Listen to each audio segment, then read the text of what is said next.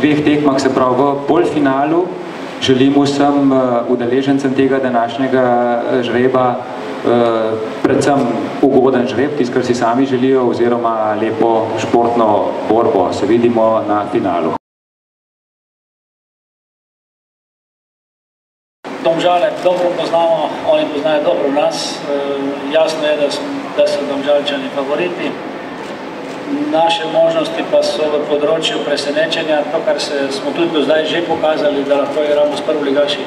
Zadovoljen sem, sigurno, da sem zadovoljen. Če vzamemo, da smo imeli v Bobnju Maribor in Koper, ki sodijo v sam vrh slovenskega nogometa, potem je seveda nekako na papiru lažji nasprotnik ekipa, ki je v drugi ligi. Koncu biti zadovoljen žrebom, ker če hočeš osvojiti pokal, potem moraš premagati tudi najboljšega.